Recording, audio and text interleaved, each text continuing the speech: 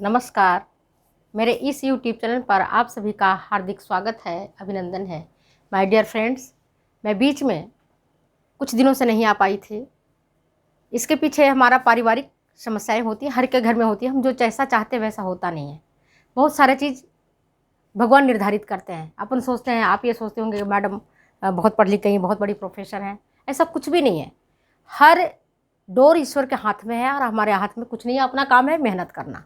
तो मैं पहले भी बताती हूँ और आज भी बताती हूँ, आपको यही कहती हूँ कि भगवान पर सब कुछ छोड़ करके, परमपिता परमेश्वर पर सब छोड़ करके और अपने काम में लग जाएं। हालांकि परेशानी आती है, विपत्ति आती है और हम विचलित हो जाते हैं, लेकिन उस विचलन से हमें अपने आप को मजबूती बनाए रखना होता है। और फिर भगवान को ध्यान में रखते हुए, परमपिता परमेश्वर को प्रणाम करते हुए मैं यही कहती हूँ आप सबसे कि आप लोग अपने काम में जुड़े। पारिवारिक समस्याएं आती हैं जब हम जीवन में आए हैं इस पृथ्वी पर, धरा पर, तो हमें विभिन्न प्रकार की समस्याओं का सामना करना पड़ता है। वो समस्याएं चाहे कैसी भी हो, आर्थिक भी हो सकती है, पारिवारिक भी हो सकती है। जब संसार में आए तो सांसारिक समस्याएं घेरती हैं आपको, लेकिन हम विचलित भी होते हैं और उसके बाद हमें उठने की धीरे धीरे परमात्मा ही हमें साहस देता है। तो मैं आपसे यही कहना चाहती हूँ कि आप लोग का अगर रिजल्ट ख़राब आता है, आप विचलित ज़रूर हो जाते हैं, 1 दिन 2 दिन 4 दिन, लेकिन आप विचलित मत होइए। वापस उठिए, वापस गिरिए और काम करते रहिए। आप देखते होंगे एक चींटी भी कितनी बार गिरती है, कितनी बार उठती है, शक्कर लेकर के चलती है, उठती है, गिरती है, आखिरकार वो अपने गंतव्य तक पहुंच जाती है। तो हमें भी अपने गंतव्य तक पहुंचना है। मैंने काफ़ी दिनों से आप लोग के बीच में उपस्थित नहीं हो पाई हूँ, तो आज मैं जो हमारा छूट गया था, रंगाई की विभिन्न अवस्थाएं। अब यही तो आप लोग पूछ रहे थे, मैडम डाइंग प्रोसेस बता दीजिए। तो स्टेजेज ऑफ डाइंग के बारे में आज मैं आपको बताती हूँ। स्टेजेज ऑफ डाइंग, तो इसमें मैंने आपको 3 जो प्रोसेस है, 3 स्टेजेज है। एक तो आता है प्रेसों की रंगाई, दूसरा है धागों की रंगाई और तीसरा है वस्त्रों की रंगाई। समझ गए? रेशों की, धागों की और वस्त्रों की। तो रेशों में कौन सा है? टॉप रंगाई, डॉप रंगाई, स्टॉक रंगाई। इसके बारे में मैंने डिटेल्स आपको वीडियो में बनाकर डाला है, तो आप उसे देख सकते हैं। टॉप रंगाई द्वारा वर्स्टेड वूलन वस्त्र, जो वर्स्टेड मतलब कंघी करने के पश्चात जो लंबे लंबे ऊनी रेशे निकलते हैं, उनकी रंगाई करते हैं। दूसरा होता है डॉप। डॉप रंगाई में आर्टिफिशियल, मैनमेड, जितने प्रकार के आर्टिफिशियल रेशा आपने नाम जाना होगा, मैंने आपको समझाया है, पढ़ाया है, नायलॉन, पॉलिस्टर, डेक्रॉन और जितने भी प्रकार के हैं, उनको हम डॉप रंगाई के द्वारा, डॉप प्रोसेस के द्वारा उसकी रंगाई करते हैं। और थर्ड होता है स्टॉक। जब रंग को पक्का करना होता है तो स्टॉक विधि से हम करते हैं। इसके बारे में मैंने डिटेल्स बताया है, अभी मैं नहीं समझती हूँ कि आपको बताना है। नेक्स्ट आता है धागों की रंगाई। धागों की रंगाई में बड़े बड़े धागों की लच्छियाँ बना लेते हैं और उसको फिर रॉड पर टांग देते हैं और उसको रंग में डुबोते जाते हैं। ये सारी प्रक्रिया मशीन से होती है। इसके बारे में भी मैंने आपको वीडियो में बताया हुआ है, तो आप जाकर के अगर आप जानना चाहते हैं तो जाकर के देख सकते हैं। नेक्स्ट जो तीसरा स्टेज है वह है वस्त्रों की रंगाई। वस्त्रों की रंगाई करते हैं हम, जिससे ये फ़ायदा होता है, एक तो सस्ता पड़ता है, दूसरा बड़ा फ़ायदा ये होता है कि जब आप वस्त्रों की रंगाई करते हो तो मौसम के अनुकूल आप उसको रंग सकते हो। कपड़े आपके तैयार हैं और जब आपकी ज़रूरत हुई, जिस कलर की ज़रूरत हुई, जिस डिज़ाइन की ज़रूरत हुई, जैसा छापा चाहिए वैसा आप वस्त्र पर कर सकते हैं। लेकिन अगर आपने रेशे को लाल रंग से रंग दिया या धागों को अपने लाल रंग से रंग दिया, तो अगर आप उससे कोई भी वस्त्र बनाएंगे तो लाल ही बनेंगे। समझ गए? अगर आपने हरे रंग से बना लिया या पीले रंग से बना लिया, तो रेशा ही अगर आपका पीला है, हरा है, लाल है, तो उससे जो वस्त्र बनेंगे वो उसी रंग के बनेंगे। यहाँ कपड़े में फ़ायदा क्या होता है कि प्लेन कपड़ा हम बना लेते हैं और हमें जब जितनी ज़रूरत होती है, जैसी आवश्यकता होती है, मौसम के अनुकूल वैसा ही हम वस्त्रों को तैयार करते हैं। समझ गए बात को? ये सस्ता भी पड़ता है, मौसम के अनुकूल होता है, डिजाइन के अनुकूल होता है। जब जैसी डिजाइन की मार्केट में मांग होती है वैसा हम करते हैं। अब हम देखते हैं वस्त्रों की रंगाई किन किन विधियों से की जाती है। मेरे प्यारे बच्चों, वस्त्रों की रंगाई जीप मेथड से, दूसरा क्रॉस मेथड से, तीसरा बंधेज मेथड से, चौथा रील मेथड से, पांचवा संयुक्त मेथड से और छठा निरंतर मशीन मेथड से। इन विधियों से हम वस्त्रों की रंगाई करते हैं। करते हैं नहीं करते? वस्त्रों की रंगाई किन किन विधियों से होती है? पहला जीप, दूसरा क्रॉस, तीसरा बंधेज, चौथा रील, पांचवा संयुक्त और छठा निरंतर मशीन मेथड। तो जीप क्यों नाम पड़ा इसका? इसमें जीप मशीन का यूज किया जाता है, मशीन का नाम ही है जीप। तो जिस मशीन का नाम का यूज करते हैं उसी से इसका नाम पड़ गया है। और इससे आर्टिफिशियल क्लॉथ्स रंगे जाते हैं। आर्टिफिशियल क्लॉथ्स इससे रंगे जाते हैं, कृत्रिम रेशे से बने वस्त्रों को रंगे जाते हैं। और क्रॉस विधि में दो या दो से प्रकार के रेशे हैं। मान लो कि कॉट्स ऊल है, जिसमें कॉटन भी है, ऊल भी है, या टेरिरुबिया है, जिसमें टेरिलिन भी है और रूबिया भी है। इसी तरह के जब दो विभिन्न रेशों से जब वस्त्र बनते हैं तो उसको क्रॉस मेथड से रंगाई की जाती है। बोलो क्यों? क्योंकि प्रत्येक, पहले भी मैंने बताया था आपको क्लास में और आज भी बता रही हूं कि प्रत्येक मेथड से जब हम रंगों से हम रंगाई करते हैं वस्त्रों की, और जो जिन रेशों की जो प्रकृति होती है, तो किसी रेशों में रंग के प्रति एफिनिटी ज़्यादा होती है तो किसी रेशों में कम होती है। मान लो कॉटन के रेशे किसी रंग के प्रति सादृश्यता रखते हैं, एफिनिटी रखते हैं, वो रंग जाते हैं, और ऊल हो सकता ना रखे तो ना रंगे। इसी तरह से पॉलिस्टर का रेशा किसी रंग से रंगता है और किसी रंग से नहीं रंगता है। तो जब दो या दो से अधिक वर्गों के रेशे से मिलाकर के जब वस्त्र बनता है, हम तैयार करते हैं, तो उन वस्त्रों को रंगने के लिए क्रॉस मेथड का उपयोग किया जाता है। क्रॉस मेथड में रंगों को घोलते हैं बड़े बड़े टैंक में और वस्त्रों को रंगने का काम करते हैं। तो इस दौरान होता क्या है कि जो रेशा रंग के प्रति गहरी सादृश्यता रखता है और कुछ हल्की सादृश्यता रखता है, कुछ मतलब रंग के प्रति बहुत ज़्यादा कलर में डालोगे तो बहुत जल्दी वो रंग पकड़ लेगा, और कुछ रेशे रंग नहीं पकड़ेंगे। तो जो रंग पकड़ लेंगे या हल्के रंग पकड़ लेंगे या कुछ भारी रंग पकड़ लेंगे तो ऑटोमेटिक उसमें डिजाइन बन जाएगा। बनेगा कि नहीं बनेगा? आपने टैंक में रंग को डुबाया है ना, टैंक में रंग को डाला और इसमें कपड़े आपने डाले। ये कपड़े बने हैं माने कॉट्स ऊल का, जिसमें कॉटन भी है और ऊल भी है, उलन भी पड़ा हुआ है।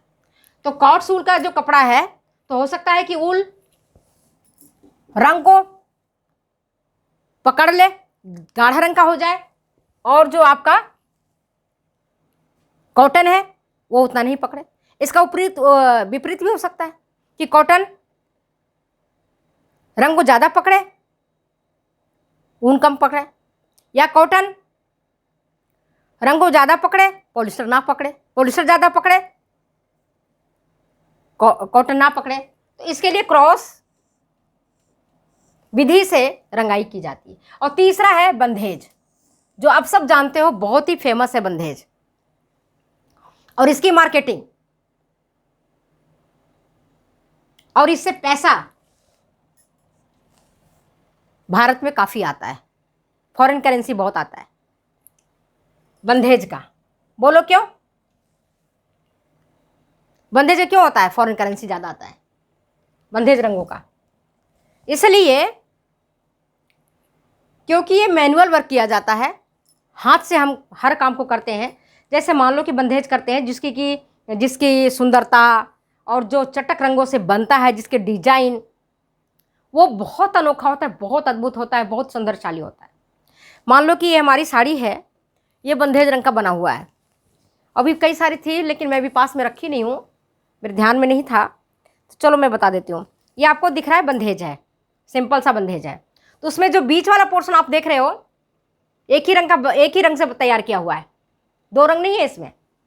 और इससे ऊनी वस्त्र, सूती वस्त्र, कृत्रिम वस्त्र, शिफॉन, सभी प्रकार के रेशमी वस्त्र रंगे जाते हैं। क्या करते हैं कि आप देख रहे हो यहाँ से रेसा भी निकल रहा है, जहाँ से इनको बांधा गया है आप देख रहे हो, आपको दिख रहा होगा। पास में से जाकर के आपको दिखाती हूँ, जिन जिन रेसों से बंध रहा है वो रेसे भी इसमें साफ साफ दिखाई पड़ रहे हैं। तो क्या करते हैं कि सबसे पहले हमको जो डिज़ाइन बनानी होती है उस डिज़ाइन को हम कपड़े पर ड्रॉ कर लेते हैं, है ना। और ज़्यादा अच्छा करने के लिए हम क्या करते हैं कि कई तह कर लेते हैं कपड़े को। जैसे आप ये देख रहे हो ना, ये बीच वाला भी तह है, कुछ भी नहीं है इसमें। इसको सेंटर से उठाया गया है, देख रहे हो डिजाइन में, सेंटर से उठाया और इसको धागे से बांध दिया गया है। धागे से मान लो ये धागा हमारा है पड़ा हुआ और इससे हमने इसको बांध दिया। जो आंचल है, आंचल का पोर्शन मैं बता रही हूँ, ये वाली पोर्शन, ठीक है, हमने यहाँ से बांध दिया इसको, इस तरह से करते बांधते चले गए हैं, है ना। दूर दूर पर बांधा, पास पास पर बांधा। तो आप देखो जहाँ पर जो सफ़ेद आपको पार्ट दिख रहा है ना, वो इतना ही दूर तक, ये काफ़ी दूर तक बंधा हुआ है, इस तरह से लपेटा हुआ है, बंधता चला जा रहा है। और जब बंध जाता है, पूरी साड़ी जब तैयार हो जाती है, तब इसको क्या करते हैं कि कलर तैयार करते हैं, रंग तैयार करते हैं एक भगोने में। और उसको जब रंग तैयार हो जाता है ना, रंग को खुला देते हैं। और खुलाने के बाद उसमें वस्त्र को पहले हम गीला कर देते हैं पानी में। गीला करने के बाद ताकि उसका स्टार्च वगैरह और जो फालतू चीज़ें हैं वो निकल जाए। इसके बाद जो बर्तन है, जो आपके भगोना है जिसमें आपने रंग तैयार किया है, उसमें हम ये पूरे बंधे हुए कपड़े को, है ना, डाल देते हैं इस तरह से। जब डाल देते हैं और फिर उसको 15, 20, 25, 30 मिनट तक रखते हैं। रखने के पश्चात कलर फिक्सर आता है मार्केट में, केमिकल होता है, उसको निकाल देते हैं, पानी में डाल देते हैं। और कलर फिक्सर जरूर डालते हैं, 2-4 बूंद 5 बूंद कलर फिक्सर डालते हैं, जिससे कि कलर बाहर नहीं निकलता है। तो बंधेज बनाने की 3 प्रक्रिया है। फर्स्ट प्रक्रिया में क्या करते हैं, डिजाइन बनाते हैं या कपड़े को तह कर देते हैं अगर हमको कम समय है तो। और यहाँ के जो कुशल गृहिणियाँ होती हैं या जो बैठी रहती हैं, जैसे जिनके पास कोई काम नहीं होता है या यही इसी से उनका काम करना है, तो वे क्या करते हैं, इस तरह से उसको बांधते चले जाते हैं। बैठे बैठे बातें करते रहते हैं, बांधते रहते हैं, बातें करते रहते हैं और बांधते रहते हैं। इस तरह से उनका काम चलता रहता है। और ये हैंडीक्राफ्ट का जो अपन क्या कहेंगे, हैंडीक्राफ्ट, तो इसको हैंडीक्राफ्ट में भी इसको हम ले सकते हैं, क्योंकि डिफरेंट टाइप्स के जो आज टी शर्ट है, इवन जूते हैं, टाई है, साड़ियाँ हैं, दुपट्टा है, सलवार सूट है, बेडशीट है, तकिया का गिलाफ है, टेबल लिनन है, टेबल क्लॉथ्स हैं, और आपके पर्दे हैं, खिड़की के पर्दे, दरवाजे के पर्दे, इन सबों को टाई एंड डाई के मेथड से तैयार किया जाता है। मार्केट में विभिन्न प्रकार के विभिन्न डिजाइनों, खास करके इसमें जो कलर यूज किया जाता है ब्राइट कलर यूज करते हैं। और कलर की टेंडेंसी आप देख लो ना, इसी साड़ी से आपको पता चल जाएगा कि क्या किया, बांध दिया गया है। अब धागा आपको दिख रहा है, बंधे हुए धागे आपको आराम से दिख रहे हैं कि धागे यहाँ से बंधे हुए हैं। तो जहाँ अपने धागे बांधे हुए हैं वहाँ तो रंग नहीं ही जाएगा, बंधे हुए पर रंग कैसे प्रवेश करेगा। अवस्ट्रक्ट कर दिए, अवरोध कर दिए तो रंग उसके अंदर नहीं जाएगा, और बाकियों को हमने रंग में डाल दिया। तो इस तरह के डिज़ाइन बन करके जब हम खोलते हैं तो इस तरह के डिज़ाइन बन करके तैयार हो जाता है। अगर हमको डिफरेंट 2-3 कलर में करना है, 4 कलर में करना है, तो कलर की टेंडेंसी होती है लाइट टू डार्क जाने की। जैसे मैंने पहले पीले रंग में हमको रंगना है, या हमने डिसाइड कर लिया कि हमको कौन कौन से कलर संयोजन करना है। वाइट, तो वाइट में आपको रंगने की जरूरत नहीं, उसको बांध दोगे तो जिस जगह पर आपने बांधा वाइट ऑटोमेटिक आ जाएगा। फिर येलो करना है, तो बांधने के बाद येलो वाले पोर्शन में हम येलो कलर में कलर को कर देंगे।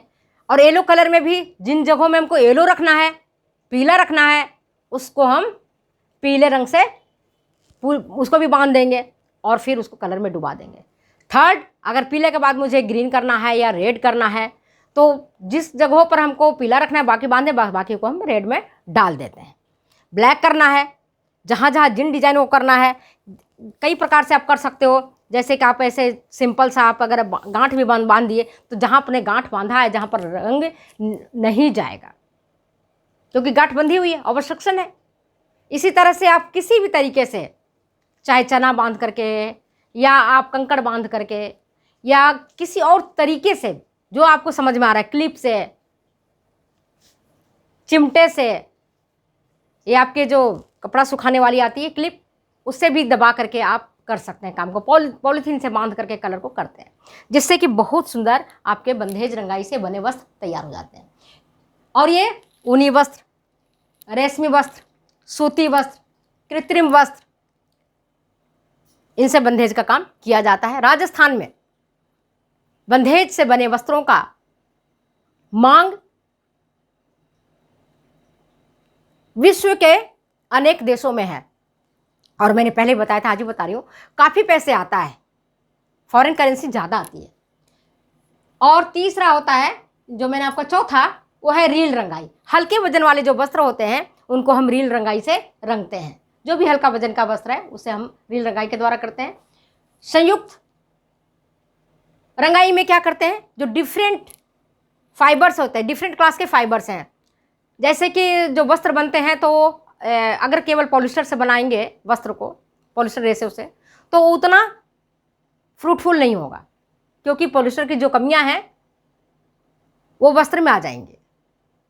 तो उसको बेटर बनाने के लिए हम क्या करते हैं, पॉलिस्टर के साथ कॉटन के रेशे को भी मिला देते हैं, या पॉलिस्टर के साथ हम कॉटन के रेशे को भी मिला देते हैं, या पॉलिस्टर के साथ हम अन्य रेशों को जो उसके साथ मेल खाता है उन रेशों को मिला देते हैं, और फिर उससे हम वस्त्र को तैयार करते हैं। तो उसमें जब आप रेशों को मिलाते हो तो उसमें डिफरेंट डिफरेंट क्वालिटी आ जाता है। मतलब कॉटन की भी क्वालिटी आ गई, ऊल की भी क्वालिटी आ गई, और पॉलिस्टर की क्वालिटी आ गई। तो कॉटन की जब क्वालिटी आ जाएगी तो आप सोचो कि आपका शीतलता प्रदान करेगा बॉडी को। पॉलिस्टर क्वालिटी जब आ जाएगी तो मजबूती प्रदान करेगा। ऊल की क्वालिटी आ जाएगी तब उसमें गर्मी प्रदान करेगा। तो जो डिफरेंट डिफरेंट टाइप्स के फाइबर्स हैं, है ना, उनसे बने वस्त्रों को हम संयुक्त मेथड के द्वारा रंगते हैं। और जो लास्ट आता है निरंतर मशीन विधि, इसमें लंबे और बड़े जो वस्त्र होते हैं इन वस्त्रों को रंगा जाता है। बहुत बड़ा बड़ा वस्त्र है, बहुत लंबे लंबे वस्त्र हैं, तो इसको रंग के टैंक में इसको घोलते हैं। और रंग घोलने की प्रक्रिया को मैंने समझा दिया कि रंग कैसे तैयार करते हैं, है ना। रंगाई से पहले कौन कौन से प्रक्रियाओं को अपनाना पड़ता है, जैसे वस्त्र को डुबोना पड़ता है सादा पानी में या तनुटैनिक एसिड में, जिससे कि, या मॉर्डेंट में, डिफरेंट टाइप का मॉर्डेंट्स होता है जो रंग बंधक का काम करता है, रंग को बांधने का काम करता है और रंग को पक्का करने का काम करता है। तो दैट इज मॉर्डेंट। तो आज मैंने आपको जीप मेथड, क्रॉस मेथड, बंधेज मेथड, रील मेथड, संयुक्त मेथड और निरंतर मशीन मेथड, इसके माध्यम से मैंने आपको जो रंगाई की जाती है इसके बारे में बताया। अगर ये वीडियो बेटा आपको अच्छी लगती है तो प्लीज़ शेयर करें, कमेंट करें, सब्सक्राइब करें और जीवन से ना हारें। मैं इतना ही कहती हूँ, चाहे कितनी भी कठिन परिस्थितियाँ आ जाए, अपने आप को प्रूफ करने की कोशिश करो। कोई, अगर आप ये नहीं सोचो कि इस बार मेरा नहीं हुआ टीजीटी में, इस बार नहीं हुआ मेरा पीजीटी में, इस बार मेरा नहीं हुआ फर्स्ट ग्रेड आरपीसी में, नहीं हुआ मेरा लेक्चरर में, तो हारो मत। जिंदगी चलने का नाम है, काम करने का काम है। आप काम करते रहिए, कभी न कभी परमपिता परमेश्वर की आंखें खुलेंगी, उनका वरद हस्त हमारे सिर पर आएगा और हम सफलता को प्राप्त करेंगे। मेरा ऐसा विश्वास है और मैंने ऐसा ही निरंतर काम किया है। अवरोध आते हैं, परिस्थितियां आती हैं, विचलित भी हो जाती हूँ, परेशान भी हो जाती हूँ, लेकिन फिर भी उन भगवान को ध्यान में रखते हुए अपने काम को करती हूँ और करते रहूँगी। तो फिर मिलते हैं अगले वीडियो में अगली बातों के साथ। तब तक जाने के दें इजाज़त। Bye bye.